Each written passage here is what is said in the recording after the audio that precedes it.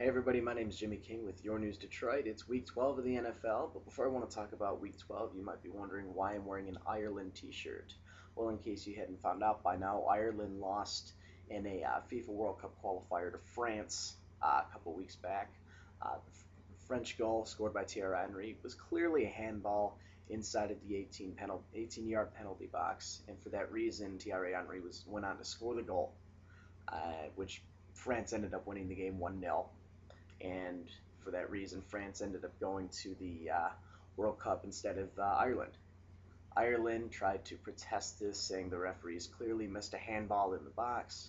Tried to call for a rematch. FIFA wasn't having any of it. France wasn't having any of it. The officials clearly weren't having any of it. So Ireland pretty much got screwed out of the 2010 World Cup, which is a shame. I thought they played great. Final score is 2-1 actually. Robbie Keane and you know, the other French player who scored, his name escapes me right now. But Ireland had the opportunity to go to the World Cup. They haven't been to the World Cup since '96, but it didn't work out for them. Week 12's here. Before we go on, I haven't been able to talk with my constituency, you the fan, that often since my predictions last week. I do want to congratulate Matt Stafford on a heck of a game he played against the Cleveland Browns a couple weeks ago, or that'd be last Sunday. Unfortunately, he wasn't able to follow it up with a victory on Turkey Day. Lions haven't been able to win on Turkey Day since 2003, but at the same time, the young guy's showing a lot of guts, a lot of bravery, a lot of courage in the pocket. He's starting to look like an NFL quarterback week in and week out. He just needs to stay healthy and develop a little bit more consistency. As for my predictions this week, you're going to have to read the column if you want the full prediction list, but I'll give off a couple for you. Indianapolis is going to Houston this week. Last week they barely escaped Baltimore, one of the better defensive teams in the league, and Houston's one of the better offensive teams in the league. So it'll be interesting how the Indy defense reacts to a team offensively that resembles the New England Patriots. And everyone knows that was a close game as well. So it'll be interesting to see how Indianapolis handles that type of offense. I think Indianapolis will win the game. And then on Monday night, a fantastic matchup between the New England Patriots and the New Orleans Saints. The Patriots play their second undefeated team in 3 weeks. This game will be played at the Superdome in New Orleans. Watch out for that game, Saints fans. Watch out for that game. Your secondary, you're missing two of your cornerbacks. One of your safeties is a little bit hurt. A couple defensive linemen have some bumps and bruises. Linebackers are, seeing some doctors too. So watch out for Randy Moss against the secondary of the New Orleans Saints. Look out for that matchup. Last week, Darrelle Revis, the New York Jets, was able to hold him to 34 yards.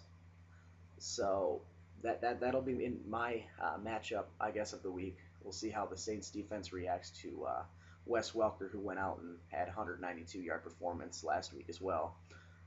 How the Saints secondary reacts will be the key to that game. In a shootout, I'm taking New England to win the game 38 to 30. As far as some of the other games as well, we've got a pretty good matchup between. Well, we got a lot of good matchups. We got Seattle at St. Louis. St. Louis might actually get their first home win. Philly's playing Washington. A lot of people are taking Washington. I don't see why. They scored only 6 points last week against a Dallas defense that has a lot of holes in it. Jacksonville's going to San Francisco. I don't trust East Coast teams that much on the West Coast. That's why I'm going to be taking San Francisco in that game at home. Chicago's playing Minnesota. AP's going to run all over them. Brett Favre. Hey, for all you Favre fans, Favre's leading the NFL in passer rating right now with a 112 rating. That's 7 points higher than Peyton Manning, who's in second place. Doing a great job. Pittsburgh's going to Baltimore this week. Ben Roethlisberger's out with a concussion. Dennis Dixon out of Oregon, who was a rookie last year, sophomore this year, I guess. He's going to be making the start in his stead. He's the third-string quarterback. Charlie Batch is hurt as well. And we all know that he's pretty much as fragile as an old woman. No offense to you old women out there, but he's pretty frail. He's a frail. He's like antique china, if you will. Well, that's all I've got for that's all I got for this week. Tune in for my columns later on in the week next week, as well as my picks next week from my beautiful home I want to wish everyone a happy Thanksgiving, and I hope you all enjoyed your Thanksgiving as much as I did. Um, I hope you still have some leftovers because I'm sure you want to pack on some more calories after that fatty turkey dinner. I know I personally still would like to have some more turkey. I'm a dark meat guy, and there's plenty of dark meat. My family's a white meat family, so I like the dark meat a little bit better. So there's plenty of that left over for me, some stuffing left over too, which is it's good for my tummy.